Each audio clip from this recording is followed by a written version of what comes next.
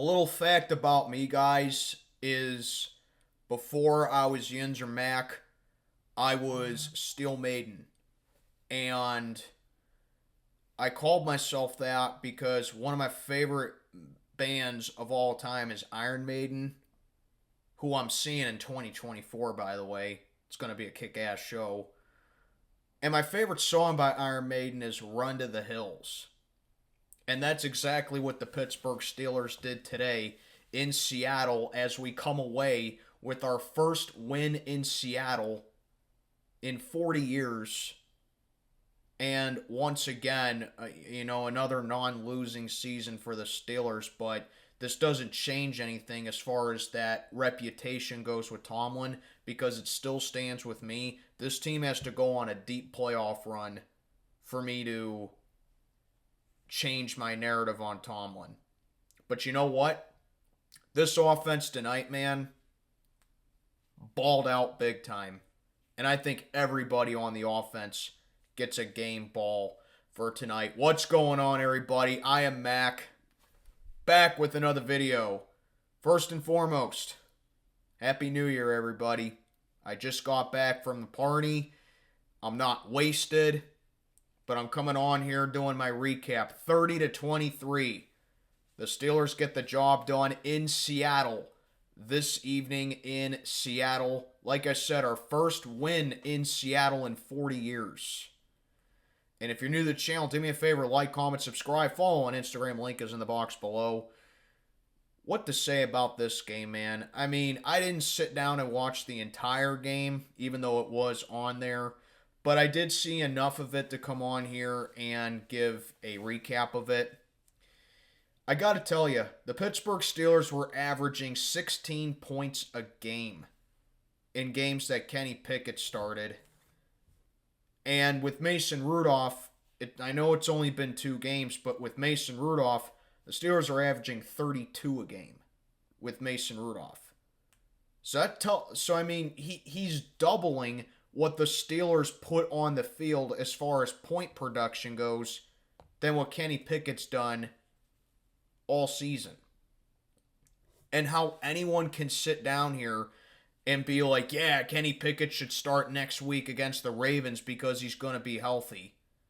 Did you not watch these last 2 games that Mason Rudolph has had? Seriously, did you not watch them? Because I'm telling you right now, Kenny Pickett would never, and I'm telling you, he would never make the throws and the plays that Mason Rudolph made tonight. Let alone Mitch Trubisky wouldn't do that. And case in point came in the fourth quarter. Mason Rudolph has a ton of pressure up in his face. He just stands there calm and collected and comfortable in the pocket. Zips a perfect pass to George Pickens. Makes an unbelievable diving catch for a first down. Kenny Pickett would never do that. What Kenny Pickett would do in that situation is it'd be like if you're playing Madden and you hit the C stick too early or something and Kenny Pickett does his trademark spin move, his ballerina move in the pocket and take a sack.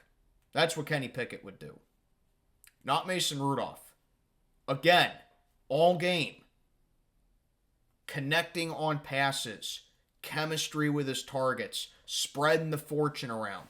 Mason did exactly what he's needed to do these past 2 weeks.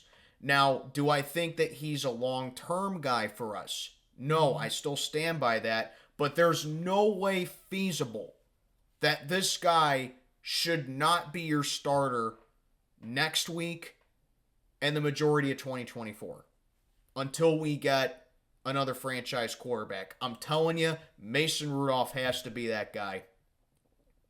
And with my apology video that I put out about him on Christmas Eve, I believe it was, last week, I came on here apologizing to him because I just said he ain't the guy, and I just didn't think that he was going to be on the team. But this guy is playing like he's got absolutely nothing to lose, and I love it, man. He is playing fearless. He is playing with confidence. He is just playing so well. in these 2 games that he started for the Pittsburgh Steelers. The interception that he threw was not on him, not one iota. It's because Deontay Johnson couldn't hold on to the ball and he fumbled it. I don't know if you want to rule that a fumble or a pick, but they initially ruled it an interception. Either way, that's not a Mason Rudolph at all. Put it right in the position for Deontay to make the catch, and he just screwed up. Well, at least Deontay did catch 4 other passes on the night, but still, man, you're getting paid how much money to make a mistake like that? Come on, dude. He put it right in your hands. Help out your quarterback. At least it didn't kill us in the end. But let's get on to what really won us this game as far as the offense went. And I got a lot, because when was the last time that the Pittsburgh Steelers scored 30 points in a game they won and had over 450 yards of total offense? To be honest with you, I can't sit down here and name that. That is how deprived this fan base has been with that department. And I think the man of the hour has to be Najee Harris. He really does. I'm hard on the guy. I criticize him. All he did tonight was have 122 yards on the ground on 27 carries and 2 unbelievable touchdowns for Najee tonight. The first one, that incredible effort where it looked like he was short of the pylon, but the ball tip just did cross the plane. And then the second one, he carried the entire Seahawks defense with him in the end zone with great blocking, great effort, just an overall great team play right there. That's what I like to see with the O-line right there. The camaraderie, the effort putting in, helping out your running back.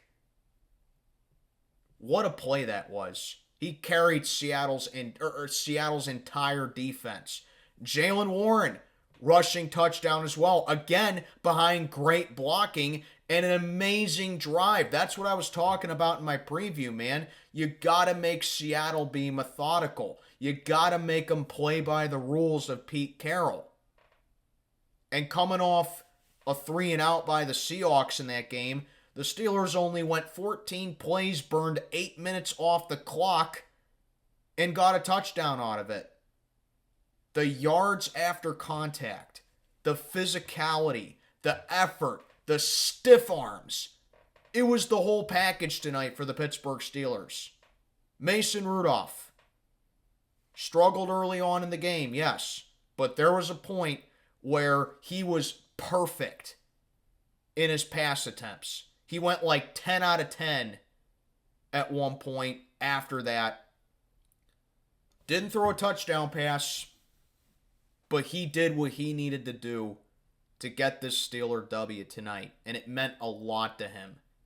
Did what he needed to do. He went 18 of 24 for 274 yards. Like I said, no touchdown passes, but you saw it when the Steelers were being aggressive on 4th downs and they were converting them, that Mason Rudolph is capable of QB sneaking as well. You know, use the guy's strengths. This guy needs to be your starter until we get a franchise quarterback. And even if we don't get a franchise quarterback, I feel confident with Mason Rudolph starting games for us, because now we know what he has for sure. He's confident, he reads defenses, he takes risky shots down the field, he's a baller. The guy is an absolute playmaker, and I want to see more of it, man. I think he's really put that concussion against Baltimore behind him for 2019, because I think that was the thing that I was ripping on him for. It's, back in that 2019, and whenever I saw him take the field, it's like, oh, this guy's scared he's going to get a concussion again. Oh, this guy's playing it way too safe. Did you see a guy that was afraid to get a concussion out there? No, you didn't. I saw a guy that was wanting to lead the charge, and he was wanting to lead his team to a win. And that's exactly what he did. We got all our touchdowns on the ground, sure. but who was it that put the Steelers in position to set up those touchdowns consistently? It was number 2.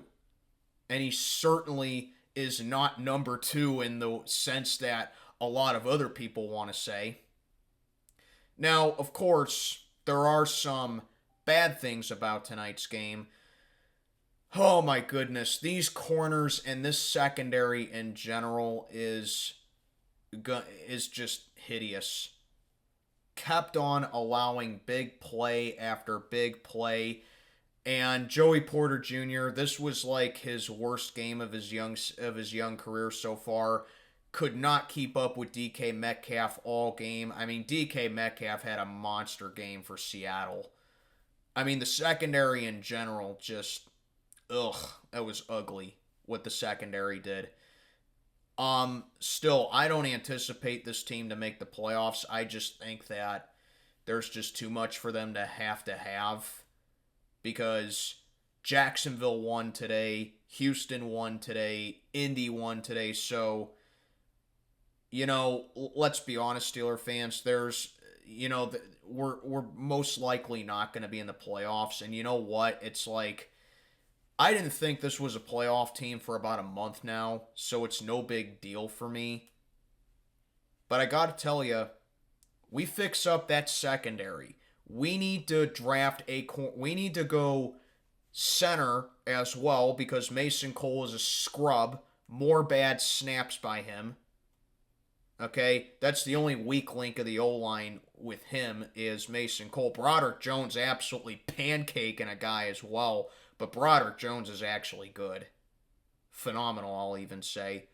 But man, this corner tandem and this secondary outside of Minkah Fitzpatrick, and I'll say JPJ at this point, he just had one bad game tonight. I'm not going to panic about it. We need a lot of help as far as that corner tandem goes, and we need safety help as well. Inside linebackers need patch-up work as well because Mark Robinson has been a big letdown for me. That touchdown that I think it was by Kenneth Walker that the Seahawks had, where he found a wide open lane and punched it in the end zone for a chippy touchdown run. Mark Robinson was completely off guard with him that whole play, and Mark Robinson's just been a non-factor. This is a guy that, myself included, a lot of Steeler fans had a lot of hopes for when he was going to be inside the inside linebacking core, and he just hasn't been cutting it. The defense in general, I mean, just a very underwhelming game for the defense. Until Nick Herbig. How about Nick Herbig, man? You got to get this guy involved every week at some point. Strip sacks Geno Smith. The only sack of the game for the Steelers. And it turned out to be the only turnover of the game that the Steelers would produce. And sometimes one is all you need, because that won us the game. Pretty much sealed up the game for us. Seattle had no momentum after that. Just a really solid team win tonight. Just a really good offensive showing. But guys, I mean, I know that I sound like a pessimist, as my critics like to say. I know I sound like, a doom and gloomer, whatever you want to say, but this doesn't save the season. It doesn't save our season. Because like I said, Indy won, Houston won, Jacksonville won. What do all them teams have in common? They all beat us this season.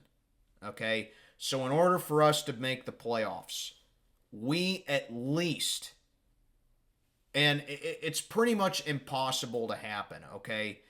But we need to absolutely win next week against the Ravens, which I don't foresee happening, even though Baltimore blew the doors off of Miami today to clinch number 1 seed in the AFC, unfortunately. But we need to win next week. And we need Indy, Houston, and Jacksonville, at least one of those teams to lose. And we need a tie with the other two teams. And let's be honest, I don't think that's going to happen, okay? That's not a realistic situation. I mean, it could happen, but I just don't think it's going to happen because let's be honest, okay? The Colts, I believe, play Houston, and the Jags play Tennessee. I'm pretty much penciling in Jacksonville for a win, and Houston and Indy's actually going to be a solid game. Those two are definitely, those three teams are definitely going to duke it out for who wins the AFC South. So it's pretty funny that the AFC South, for as bad as it's been over the years, could actually produce 3 playoff teams. But this is a signifier right here for the Pittsburgh Steelers that change is absolutely necessary. I don't want to hear any more about Kenny Pickett. I don't want to hear any more about Mitch Trubisky. Those two ships have set sail. We have at least our temporary answer at quarterback right now, and it's Mason Rudolph. Okay? George Pickens.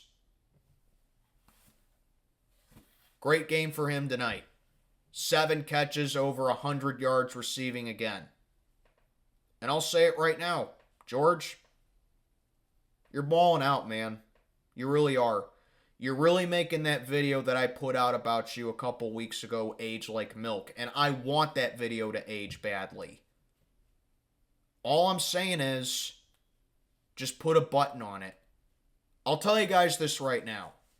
If Pickens balls out again, and he has no more drama after or during next week's game, I will officially apologize to George Pickens.